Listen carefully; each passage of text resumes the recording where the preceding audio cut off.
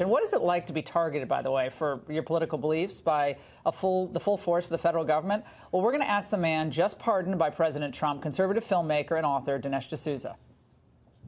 Dinesh D'Souza, thanks for being with us tonight. Boy, this pardon has set off a firestorm of freakouts among people on the left. And today we had an especially big freakout from a former Obama U.S. attorney, Barbara McQuade, who was on MSNBC this morning. Let's watch.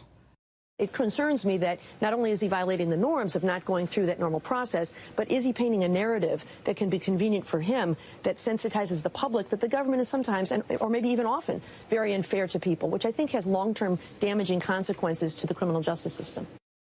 The left has freaked out more over my pardon than maybe any other.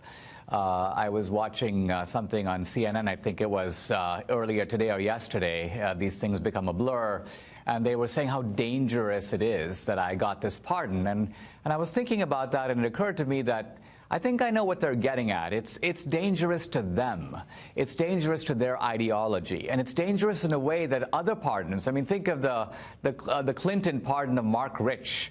You've got a guy here who's an international arms trader and possibly a tax fraud and involved in all kinds of rackets. But he's not dangerous to the ideology at CNN. In fact, he helps to support progressive causes. He gives money to the Clinton Foundation. I, on the other hand, am a non-white immigrant. I came to America with $500 in my pocket. And I've been exposing the whole progressive ideology. So I'm dangerous in that way. They're right about that. John Avalon on CNN today was also, I mean, again, the media, the Democrats, the never-Trumpers, they're all questioning why this occurred. And let's watch. What are you supposed to think about this? Yeah. I think you see this as the power of the presidency means a get-out-of-jail-free card. But this is also someone who's been a self-styled conservative intellectual who's really just been a Twitter troll for a long period of time right now, appealing to all the worst instincts and conspiracy theories. Well, I've never alleged any conspiracy by anyone. What I have done is expose the sordid, racist history of the Democratic Party, a history that actually continues to the present. I've also exposed a lot about Obama. Look, Obama would not have indicted me if I didn't make a film that deeply upset him. I didn't just go against his ideology. I kind of got into his head.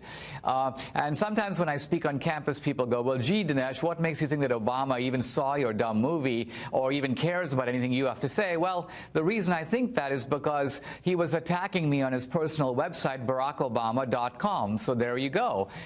This is a narcissistic president who believed in the vendetta and recruited goons like Eric Holder and Preet Bharara to then carry his water for him, to go after me. And every little CNN indication of my case shows that subscribe to their liberal ideology, Dinesh. Their point is that people like you and people like me, we're alt-right. Do you notice how that's changed now? You're not a conservative, and you're not winning in the arena of ideas. You're alt-right, or you're xenophobic, or I love it when they call you racist. That's always fun. And so it's a way to avoid an argument, a debate. We saw this going back to college. Dinesh and I went to college together at Dartmouth College.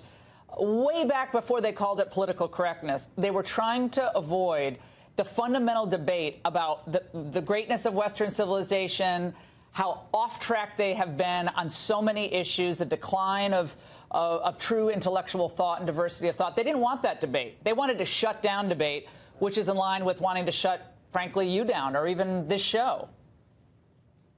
I mean, here's a tiny detail about my case that's so revealing. This Clinton appointee judge who adjudicated my case, the same guy who said, oh, no, there's no political targeting here. As part of my sentence, he sentences me to mandatory psychiatric counseling. Now, let's think about this for a minute. What about my case? Here I've given too much money, my own money, to a candidate, a college friend of mine running for office. I'm not Jeffrey Dahmer. I didn't put bodies in the refrigerator.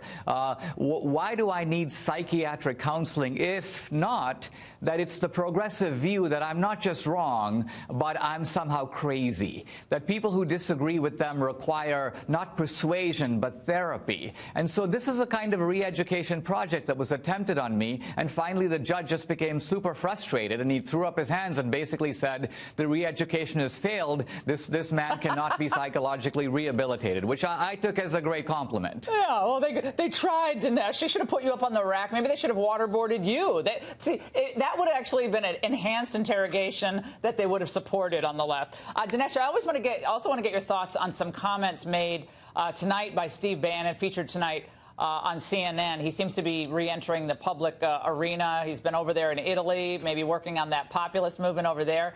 But he said this regarding the Mueller investigation. I've been a big proponent of Mueller. I was the guy that said, don't fire Comey. This thing's petering out. I've always said, he's a combat Marine, great individual. That ought to play out as it's going to play out. In fairness, Laura, I just don't know what to make of it. I mean, I will say that actually Mueller was the head of the FBI when my case first surfaced.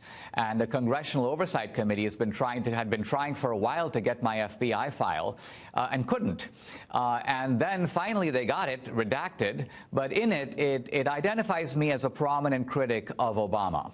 And I think that's very interesting, because why is that in my file? If this was a case of Lady Justice being blind, they're merely investigating a campaign violation, why highlight my politics? I think it's because the FBI, the Mueller FBI, was signaling to the Justice Department, the Holder Justice Department, here's a guy who's one of your political enemies. Here's a guy you may want to go after. So this is the stuff that the left is doing behind closed doors. This is what makes people like me dangerous to them. This is why I'm not an ordinary conservative, but somebody who ultimately they would like to see locked up. Well, they've seen and they've tried to silence conservatives before. Again, going all the way back to college campuses, they shut down speakers. You've had problem on college campuses.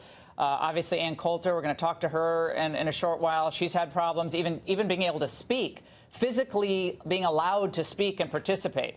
And now that's being, in the Obama era, Dinesh, that was actually used as a tactic, intimidation.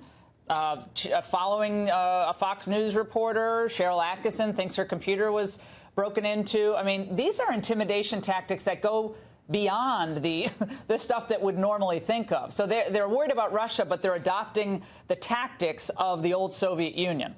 It's stunning. There's a deep level of lying and deception that goes on here. You know that both Obama and Hillary were disciples of Saul Alinsky. Dinesh, what do you think in the end happens to this Democrat Party as it's moving farther and farther leftward? To me, the party is in many respects rotten to the core. And what's really holding it up is not the Democratic Party itself, but by its own weight, it would collapse. But it's sustained by a kind of outside alliance involving people in academia, the left in the media, and the left in the entertainment industry. The left controls these three megaphones of our culture, and they can put out a huge amount of big lies and disinformation as long as that continues. So they're what's holding up the Democratic Party right now. They're the cover-up artists for this party. Dinesh D'Souza, thanks so much for giving us your first primetime interview after the pardon from President Trump. Thank you very much. Thanks, Dinesh.